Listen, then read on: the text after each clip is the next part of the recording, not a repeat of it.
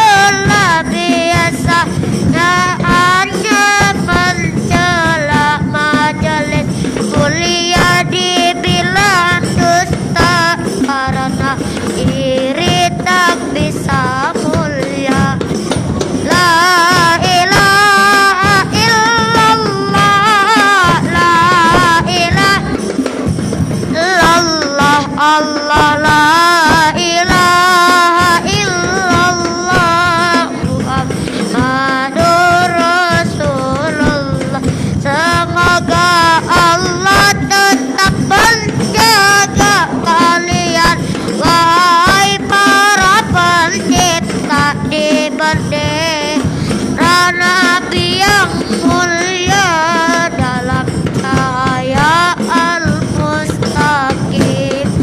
La ilaha illallah, la ilaha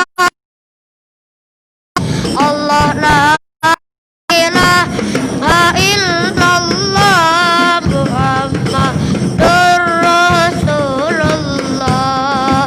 La ilaha illallah, ilaha illallah Allah, la ilaha illallah Muhammadur Rasulullah sallallahu Rabbuna alan nuril mubin.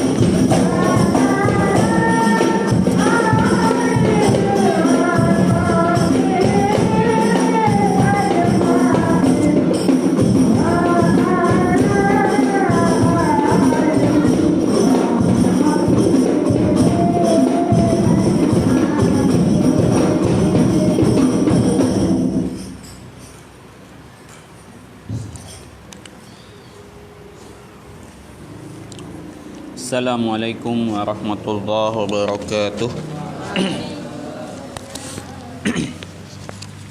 Bismillahirrahmanirrahim. Alhamdulillahi rabbil alamin. Allahumma salli wa sallim wa barik ala sayyidil mursalin imamil muttaqin sayyidina wa maulana Muhammadin sahbihi wa man tabi'ahu ajma'in.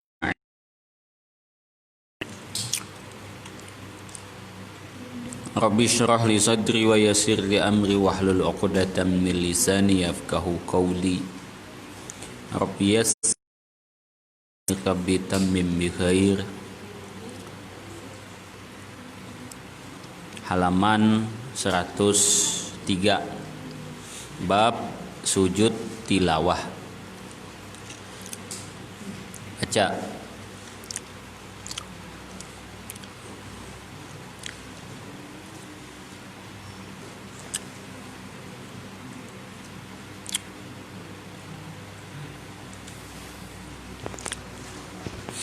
Ibrahim, mana Ibrahim? Jaim.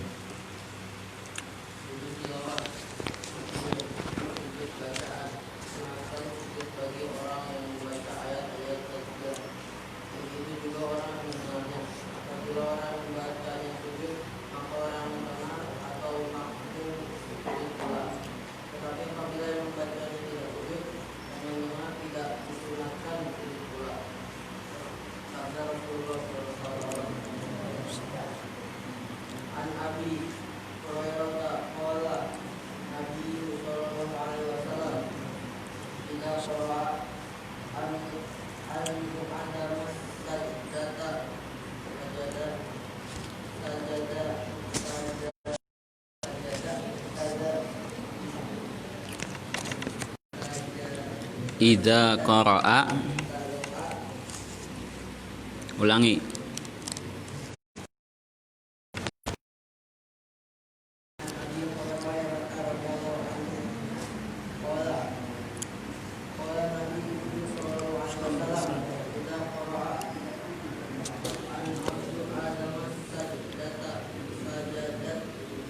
Fasajada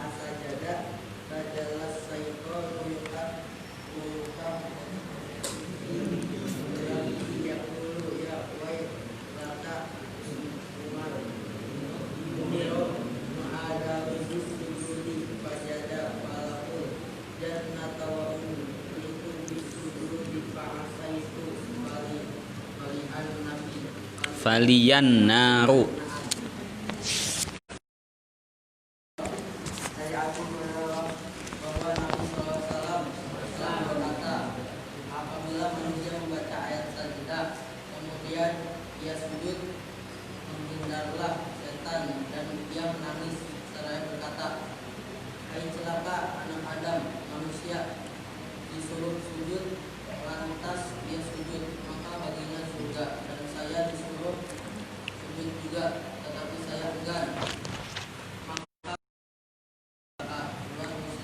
Oke, Nabil, Jabil, lanjutannya.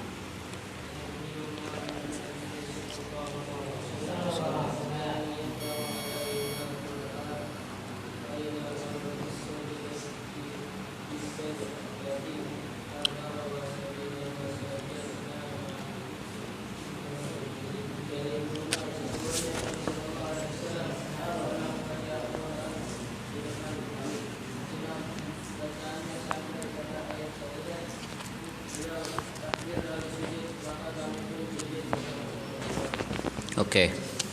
Ayat sajdah itu di halaman 105 15 tempat ya. Dalam fikih madzhab Syafi'i itu ada 14 yang dipakai di dalam sholat tuh, kecuali shot. Dalam surah Shot itu tidak dipakai dalam mazhab Syafi'i. Nomor 11.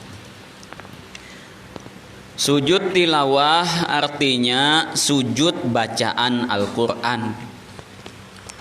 Ada tempat-tempat khusus dalam Al-Quran yang kalau melalui ayat itu kita sujud. Biasanya ada tandanya, gambar seperti kepala masjid. Semua tahu kan ayat sajdah itu kayak gimana tandanya? Hah? Tahu? Jadi gambar seperti masjid. Coba ambil Quran. Ambil Kak.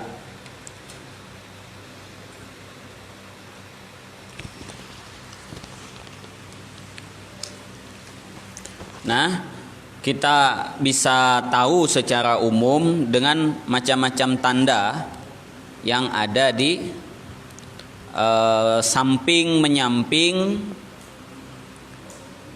surah ataupun ayat yang memang berkenaan dengan sujud sajdah ya. Contoh di sini disebut misalnya ayat sajdah 13 surah An-Najm itu di bagian akhir. Oke. Surah An-Najm di bagian akhir.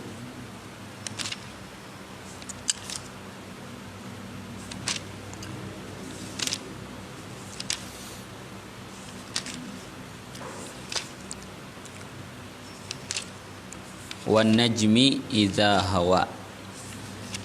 Itu di akhirnya fasjudu lillahi wa'budu. Azifatil azifah. Azifatil azifatu laisa liwaq'atiha kadzibah. Itu surah An-Najm. Nah, An-Najm 27 kan? Muhammad.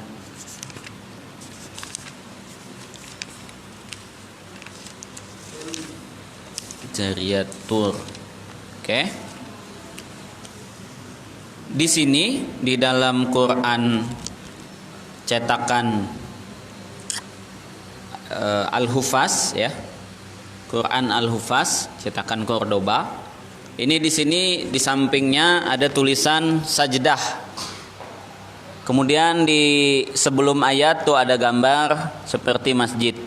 Nah, kalau di Quran Arab juga sama, tetapi ada garis.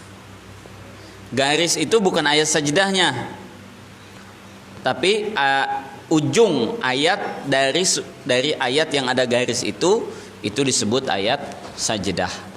Jadi andaikan kita baca di waktu sholat, contoh saja tadi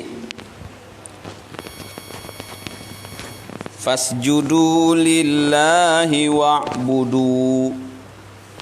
Ini agak susah kalau ayat sajdahnya di akhir surah.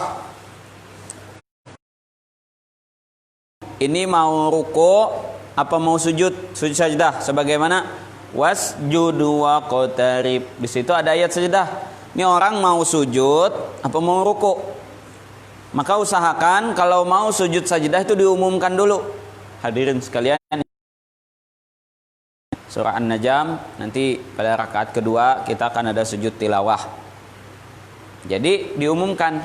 Nah, kalau memang sudah biasa seperti surah As-Sajdah, wa hum la yastakbirun, tinggal Allahu Akbar turun. Nah, cara sujud sajdah itu yang pertama tidak mengangkat tangan. Enggak ada angkat tanganan. Baik ketika turun ataupun ketika naik. Paham? Jadi kita baca misal fasjudu lillahi wa'budu.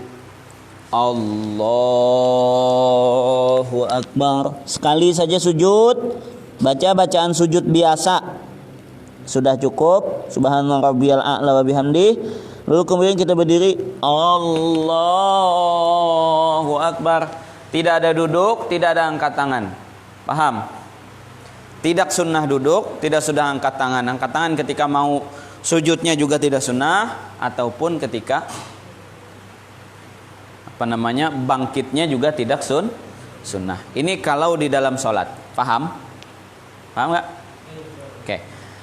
Kalau di luar sholat gimana? Lagi murajaah, ambil duduk, bau bersila atau duduk seperti apa? Fasjudu lillahi wa'budu. Kita disunahkan sujud, angkat takbir dulu. Allahu Akbar. Allahu Akbar. Allahu Akbar. Assalamualaikum warahmatullahi. Assalamualaikum warahmatullahi. Baru lanjut bismillahirrahmanirrahim. Paham? Nah, orang yang mendengar orang lain membaca ayat sajdah, sunnah ikut sujud kalau yang membacanya sujud. Si In'am baca, yang In'am bukan? In'am lagi baca. Kemudian si Farel jalan di belakangnya, dengar dan melihat si In'am sujud. Maka si Farel juga disunahkan berhenti dan juga sujud. Paham?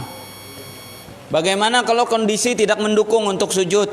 Maka dibaca tasbih subhanallah walhamdulillah wala ilaha illallah wallahu akbar sebanyak 3 kali. Itu pengganti sujud tilawah. Oke, sampai sini paham?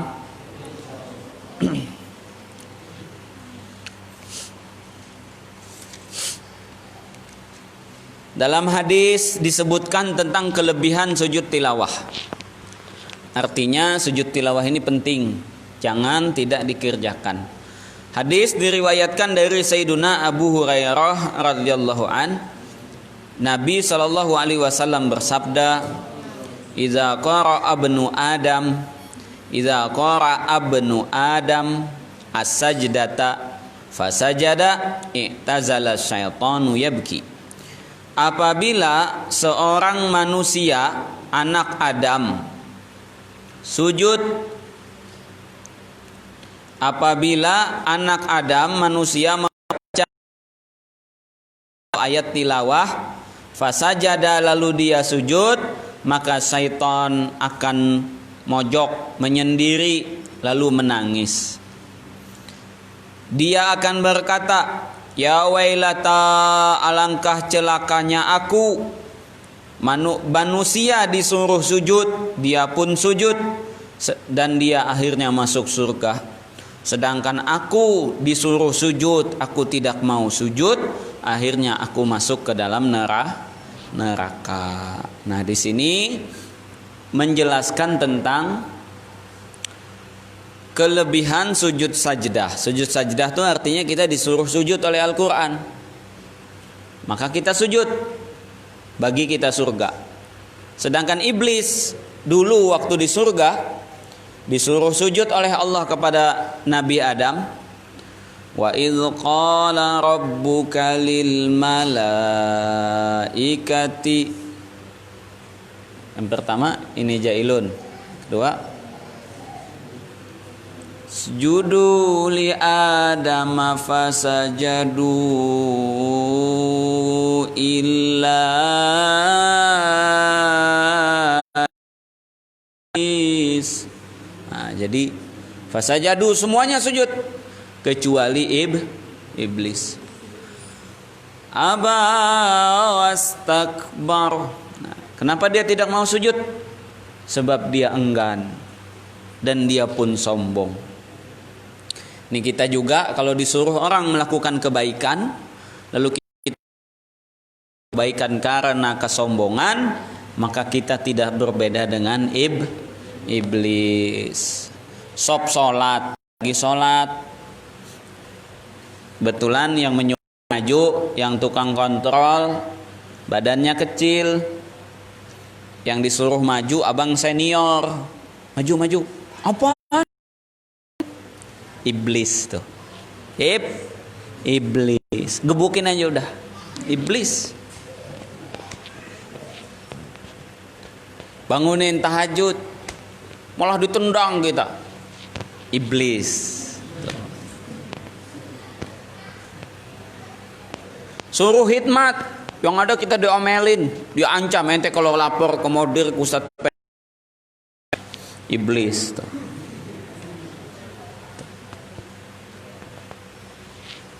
Setiap orang yang disuruh untuk melakukan kebaikan, dinasehati untuk jadi baik, lalu enggan karena dia merasa dia lebih baik daripada yang ditegur, daripada yang merasa dia lebih baik, lebih alim, lebih banyak ilmu, lebih tua, lebih banyak bulunya, jerawatnya, lebih banyak makan asam, makan garam, lebih jelek, misalkan, lebih gemuk, lebih bau badannya, maka itu iblis. Makanya hati-hati, santri jangan mau jadi iblis. Jangan mau jadi iblis. Kalau kita salah lalu dikasih tahu orang, kita Ustadz salah itu. Yang mana? Oh itu. Oh iya, alhamdulillah. Terima kasih Bapak ngasih tahu. Salahnya ini ngotot. Ente siapa? Baru juga masuk 2 hari setengah. Sudah rasa kayak senior aja di sini. Ini alim. Semua orang nanya ke saya. Iblis jangan salah-salah. Iblis itu dulu ketua seluruh malaikat. Iblis itu dikatakan ibadahnya iblis sujudnya saja 80.000 tahun. Sujudnya doang. Tuh dahinya bukan lagi bolong tuh. Saya lebih baik. Saya diciptakan dari api, dia dari tanah. Api lebih hebat daripada tanah. Wah, ini unsur api nih. Tuh. Nabi Adam dari tanah. Tuh. Jadi ketika dia merasa lebih baik, maka dia sombong. Ketika dia sombong, ditegur, nggak mau. Lalu akhirnya kafir. Bukan lagi anhuma bahwa Nabi sallallahu alaihi wasallam membacakan Quran kepada kami. Apabila Nabi melewati ayat sajdah, Nabi akan bertakbir. Lalu Nabi sujud dan kami pun sujud bersama Nabi sallallahu alaihi wasallam. Itu dikatakan di dalam hadis, Nabi naik ke mimbar lalu berkhutbah. Di dalam khutbahnya Nabi kemudian membaca ayat sajdah. Ketika ayat sajdah selesai dibaca, beliau turun dari mimbar. Kan mimbar Nabi itu 3 lantai, 3 tingkat. Turun 1, 2, 3. Lalu beliau menghadap kiblat, sujud sajdah. Tuh. Pada Jumat berikutnya, beliau baca lagi ayat sajdah. beliau tidak turun dan beliau tidak sujud. Akhirnya para sahabat pun tidak turun dan tidak sujud. Selesai itu beliau menjelaskan, kemarin saya menjelaskan kalau kita ketemu ayat sajdah maka turunlah dan sujudlah. Tapi sekarang saya tidak sujud. Kenapa? Ingin menunjukkan kepada para sahabat dan mengajarkan kepada umat bahwa sujud sajdah itu hukumnya sunnah. Andai wajib, niscaya Nabi akan turun dari mimbar lalu kemudian sujud sajdah. Tapi kenapa Nabi tidak turun? Ingin menunjukkan hukumnya sunnah. Makanya pengajiannya jangan ikut majelis pertama aja. Ikut akhirnya nggak tahu. Nah, ketika ikut dua-duanya majelis itu dapatlah ilmu dua-duanya. Faham? Oke. Bacaan sujud tilawah. Sajada wajhi lilladzi khalaqahu wa syaqqa sam'ahu wa basarahu bihaulihi wa quwwatihi. Aku sujud kepada Tuhan yang menjadikan diriku, Tuhan yang membukakan pendengaran dan penglihatan dengan kekuasaannya. Kalau enggak hafal, tapi bagusnya ini dihafal, maka minimal membaca bacaan sujud biasa. Subhana rabbiyal a'la wa bihamdi. Syarat-syarat pertama, syarat-syarat sujud tilawah sebagaimana syarat sholat, seperti suci dari hadas, berwudu, dan najis tidak najis, menghadap ke kiblat serta menutup aurat. Jadi jangan asal-asal aja. Nah, bisa takbirnya berdiri, bisa takbirnya berduduk. Kalau kita lagi baca Quran duduk, ya udah takbir duduk. Kalau kita Allahu Akbar, Allah turun, sujud sekali, salam. Jangan dua kali itu sujud sahwi. Paham? Dua kali sujud sahwi, sujud satu kali. Kalau salah gimana Ustadz? Imamnya sujud sajdah, cuman kita nggak tahu, akhirnya kita rukuk. Betul nggak? Imam sujud sajdah, kita rukuk. Imam berdiri kita baru tahu. Bagaimana? Kira-kira batal nggak? Yo, batal nggak? Nggak. Kenapa? Nggak tahu. Kalau nggak tahu tidak batal. Namanya juga tidak tahu. Nah, tidak batal. Ketika imam sujud kita kira rukuk, batal? Tidak. Boleh nggak kita sujud? Kalau imam masih sujud, jadi ini kita nggak tahu kan? Allahu Akbar. Ternyata di depan kita sujud. Oh, sujud tilawah, langsung aja turun. Namun kalau waktu kita turun imam berdiri, kita wajib langsung ikut berdiri, nggak jadi sujud. Paham? Tahu kasihkan sudah rukuk, Subhana rabbiyal azim, imam berdiri lagi. Kita bingung, kok berdiri lagi? Nah, ini ternyata sujud sajdah. Akhirnya kita langsung berdiri lagi, nggak sujud. Yang ada tegur, subhanallah. Subhanallah. Depan kok sujud? Subhanallah. Itu mah ente yang salah. Tahu? Kampungannya dulu. Sujud sajdah pertama masih bocah nih, sebocah segede parel lah. Saya SD kelas 5. Jamaah datang dari Jawa. Hurut di masjid aneh. Subuh-subuh buat sujud tilawah ayat sajdah. Orang nggak tahu, di kampung nggak pernah. Selesai sholat diomongin sama orang kampung, subuh tadi sholat subuhnya 3 rakaat. 3 rakaat. Nah makanya kalau hurut nanya dulu, jangan buat masalah di kampung orang. Dia terlalu husnuzon, terlalu salah.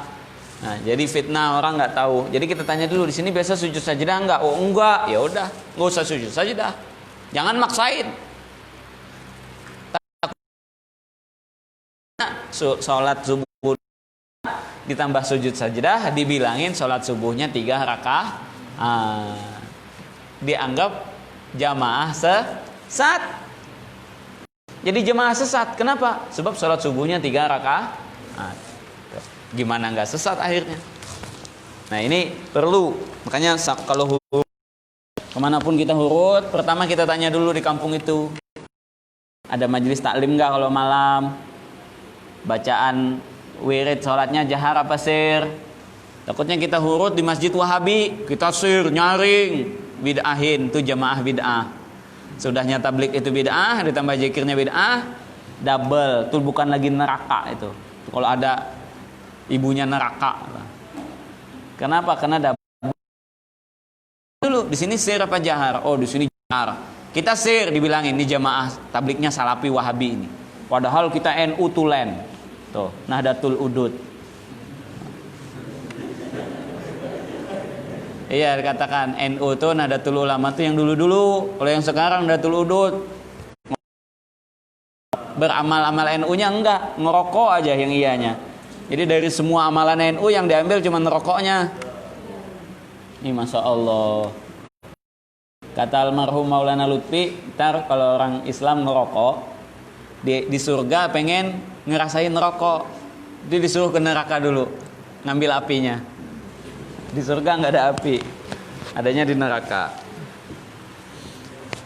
Selanjutnya, ini pendapat sebagian ulama. Mereka mendasarkan keadaan sujud itu sebagaimana keadaan dalam sholat. Sebagian ulama yang lain berpendapat tidak disyaratkan suci dari hadas dan pula tidak diharuskan suci pakaian dan tempat. Ada yang mengatakan ya nggak berwudu untuk sujud tilah. Wah, ini bagi yang ngedengar. Kalau bagi yang baca Quran, megang Quran nggak bakalan. Bagi yang ngedengar, orang lagi baca ayat sajdah, akhirnya dia sujud, tapi nggak pakai wudu, ikut pendapat yang kedua boleh.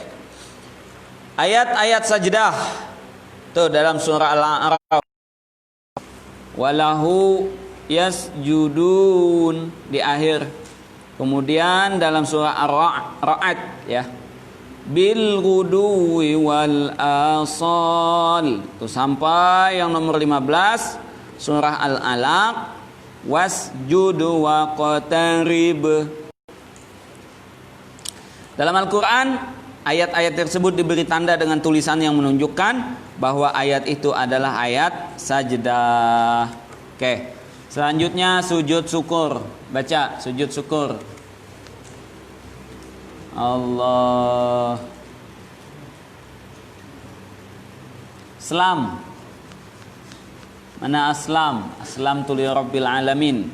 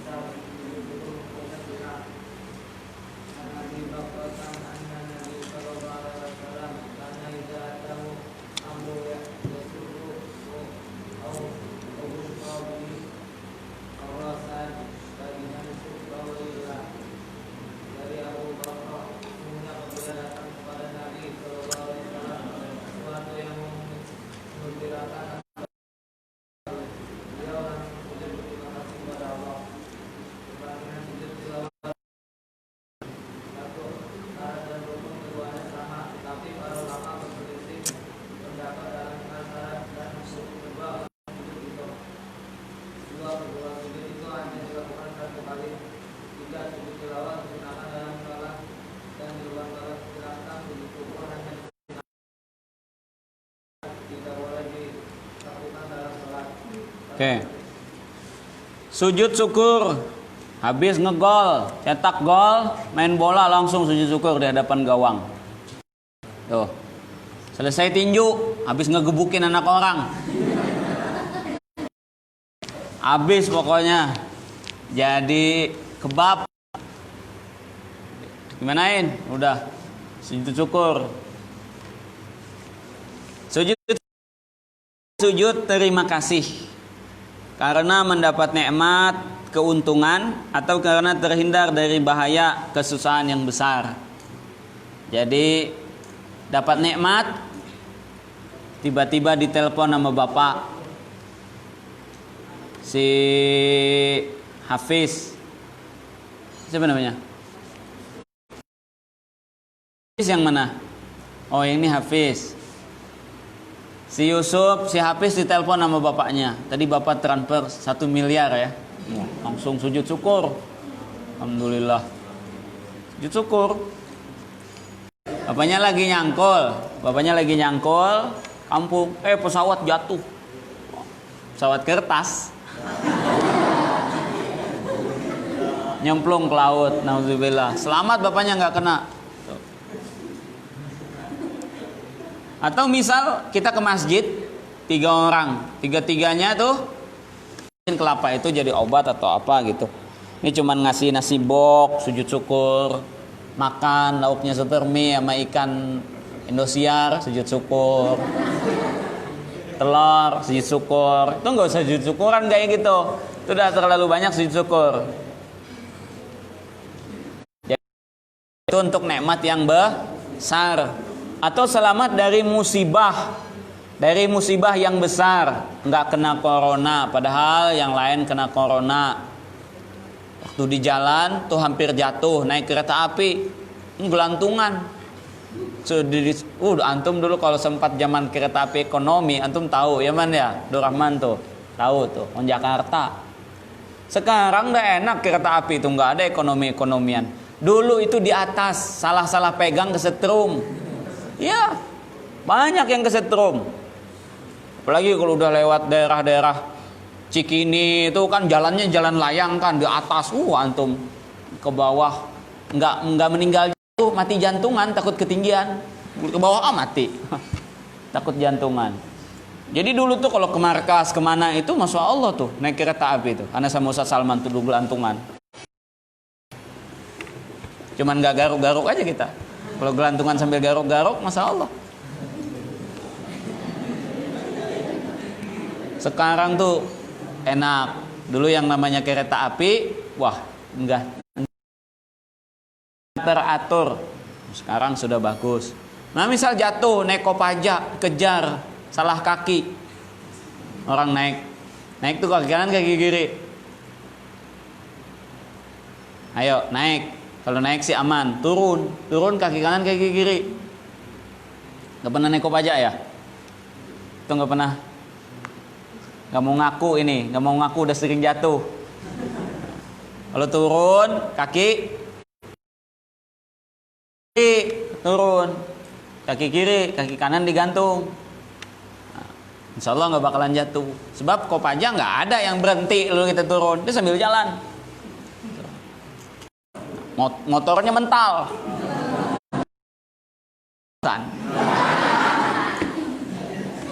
Motornya mental, kita alhamdulillah. Padahal tuh udah deket, udah kena kepala kita. Hampir begini nih kena. Kalau turun dikit aja 1 senti aja udah kita kena setangnya. Nyata kita nggak turun, alhamdulillah selamat. Tinggal tuh orang tuh yang nggak selamat. Jadi ini masya Allah tuh. Ana dulu pernah jalan, tiba-tiba truk tentara atau truk brimob tuh, tahu kan? Ada nggak truk brimob yang lambat bawanya? Nggak ada, lambat diomelin komandan mereka. Itu setahu ana cuman segini aja lagi nih dari muka ana, truk itu. Kawan-kawan lihatnya masih semeter, alhamdulillah. Nah jadi kita diselamatkan Allah. Nah kayak gitu tuh sujud syukur sampai ke rumah. Nah, ya kalau bisa sujud situ. Tapi ingat syaratnya mesti suci, tutup aurat. Nih masya Allah paha kelihatan sama pulau-pulaunya. Sujud syukur, ngegol. Gol juga bukan permainan internasional, antar kampung, tarkam. Tuh tarkam, antar kampung. Yang dilawan monyet-monyet.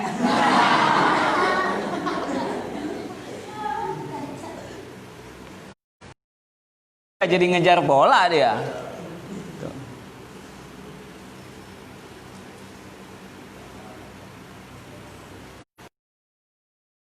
Itu nggak usah sujud syukur. Jadi sujud syukur itu untuk nikmat yang besar atau terhindar dari bahaya dan kesusahan yang besar, bukan yang kecil. Alhamdulillah nggak keinjak jarum, nggak keinjak beling, itu nggak usah sujud syukur. Cukup alhamdulillah. Nggak keinjak tai kucing, itu juga nggak usah sujud syukur. Nabi sallallahu alaihi wasallam kana idza atahu amrun yasuruhu aw busyra bihi sajidan syukran lillah, rawahu Abu Daud wa Tirmidzi. Dari Sayyidina Abu Bakrah, sesungguhnya apabila datang kepada Nabi SAW sesuatu yang menggembirakan atau kabar suka, beliau langsung sujud terima kasih kepada Allah. Biasa kabar kemenangan, alhamdulillah tentara yang diutus semuanya menang. Alhamdulillah jamaah yang masuk ke pedalaman bisa mengislamkan satu kampung. Nah, kita dengar berita itu walaupun kita bukan yang mengalaminya secara langsung, disunnahkan kita sujud syukur. Jamaah yang wurud ke negeri jauh tuh 10.000 jamaah misalkan, yang biasanya dapat 200 jamaah juga sudah hebat, ini 10.000 jamaah. Nah, yang kayak gitu kita langsung sujud syukur. Perbandingan sujud tilawah dengan sujud syukur. Syarat dan rukun keduanya sama. Oke, kedua, sujud itu hanya dilakukan 1 kali, bukan 2 kali. Ketiga, sujud tilawah disunahkan dalam sholat dan di luar sholat. Sedangkan sujud syukur hanya disunahkan di luar sholat, tidak boleh dilakukan di dalam sholat. Jadi sujud tilawah dalam sholat, sujud syukur tidak perlu. Lagi sholat dikasih tahu, lagi sholat, si Fahmi baru datang juga.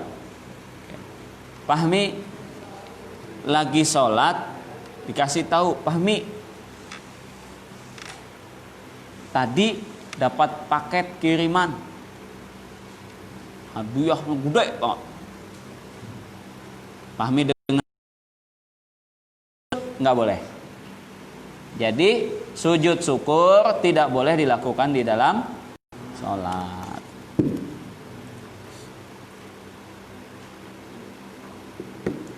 Oke, buku satunya Kidah. Buku aneh mana?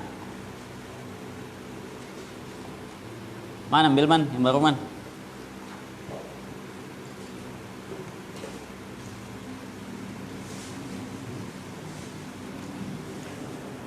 Ada, mana? Nggak ada.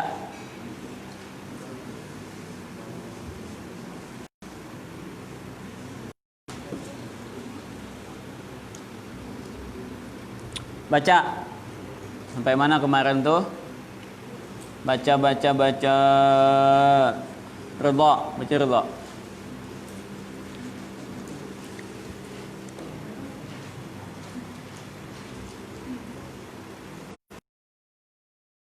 Nama biar nggak ketukar. Ntar beli lagi. Bukunya dikasih nama.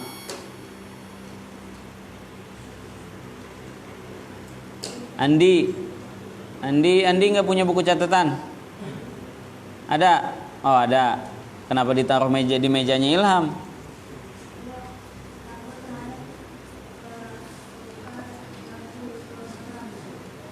Kerasukan. Oh, yang kerasukan.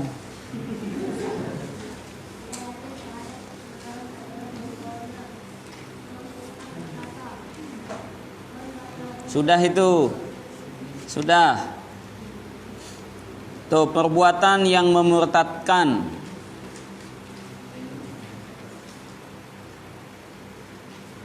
Sampai mana kemarin? Imam Ishaq tuh sudah. Sampai nomor berapa?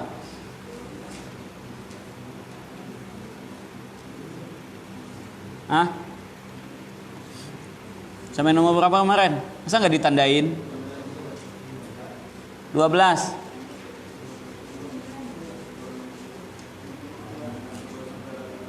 Baru sampai halaman 2. Nomor 2. Halaman 12. Oke, lanjut. Berarti benar tadi.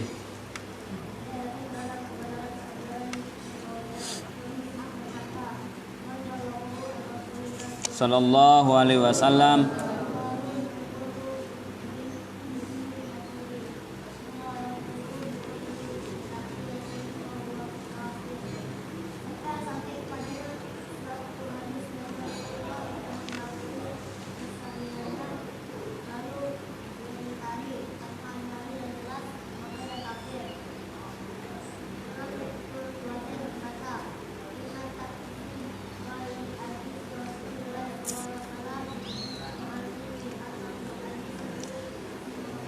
Jangan bercanda. Terus.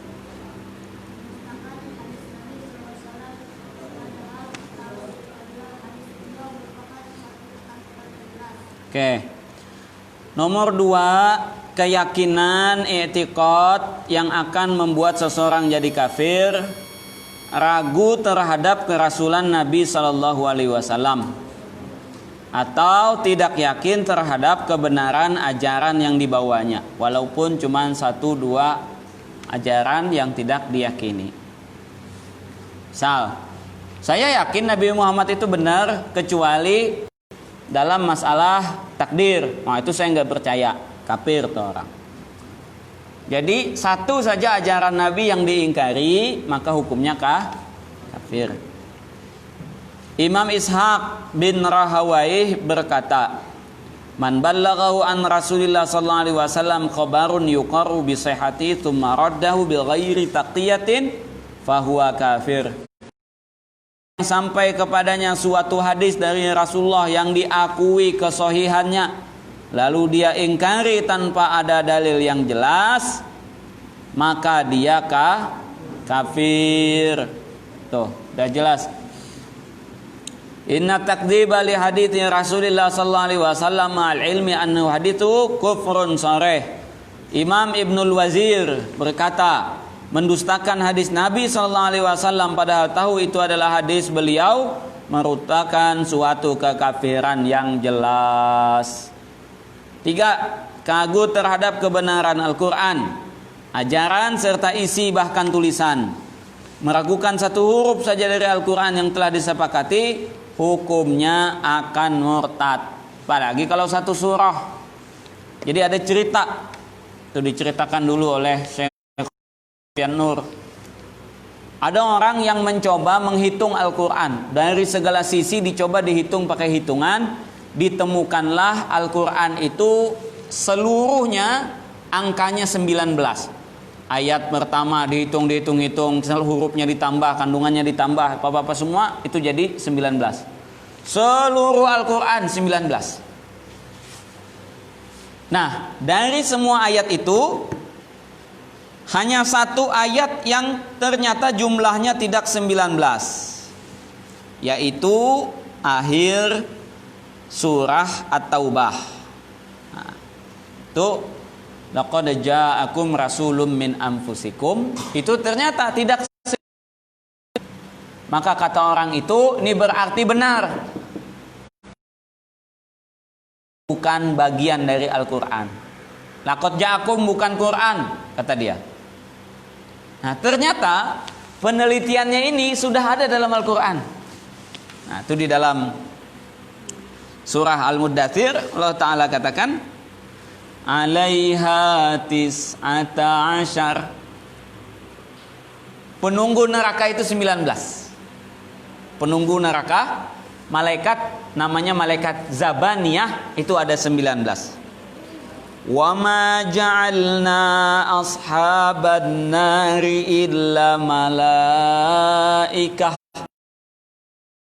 Penunggu neraka itu melainkan wa ma ja'alna iddatahum illa fitnatan lilladzina kafaru. Dan tidaklah kami jadikan jumlah 19 para penjaga neraka itu melainkan ujian dan fitnah bagi orang-orang yang kafir. Jadi orang ini kafir gara-gara angka 19. Dalam Al-Quran dikatakan tidaklah kami jadikan jumlah 19 itu melainkan sebagai ujian bagi orang yang kafir. Kafir dia gara-gara angka 19. Ini Masya Allah. Nah, jadi dikatakan bahwa meragukan sedikit saja dari Al-Quran, itu kafir. Apalagi kalau banyak, apalagi kalau semuanya. Ini Al-Quran dibilang macan ompong. Quran mah di zaman Nabi aja berlakunya, sekarang Al-Quran udah nggak laku. Kafir. Apalagi kalau bilang dalam Al-Quran, Al-Quran itu kitab porno. Tuh gara-gara, katanya nih gara-gara apa? Kenapa jadi Quran kitab porno? Kan dalam Al-Quran itu disebutkan tentang menyusui, perempuan menyusui. Nah, itu contohnya misal ayat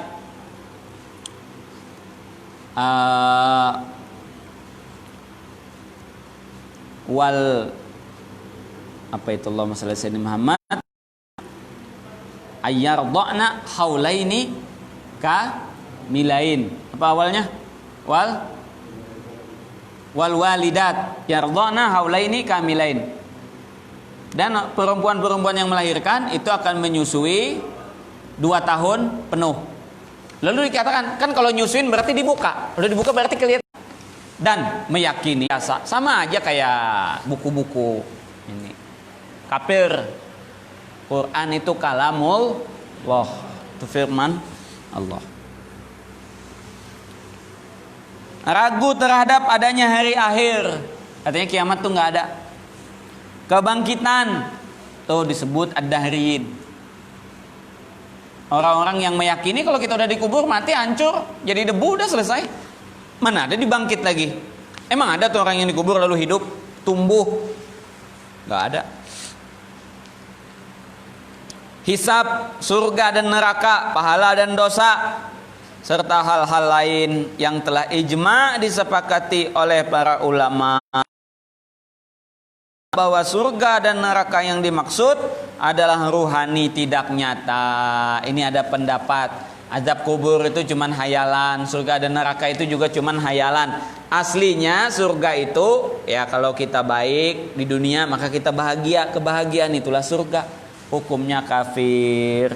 Jadi tidak sembarangan meyakini halalnya perkara haram seperti perzinahan. Bahkan dikatakan berandai-andai. Coba ya kalau zina tuh halal, anak tiap malam pokoknya. Tapi karena nggak halal ya udah, nggak ikutan. Itu bisa murtad. Menghayalkan sesuatu yang diharamkan jadi halal. Coba kalau tiap hari anak nyekik botol. Na'udzubillah. Okay. Pembunuhan. Andaikan ngebunuh tuh halal, ente anak pertama ngebunuh. Hati-hati.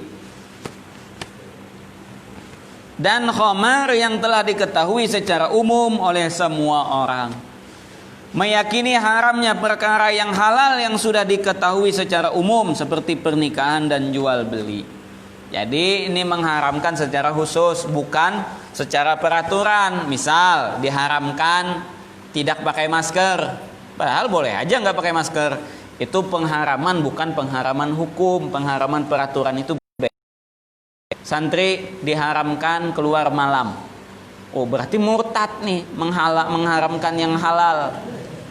Enggak, itu lain pembahasannya. Paham nggak?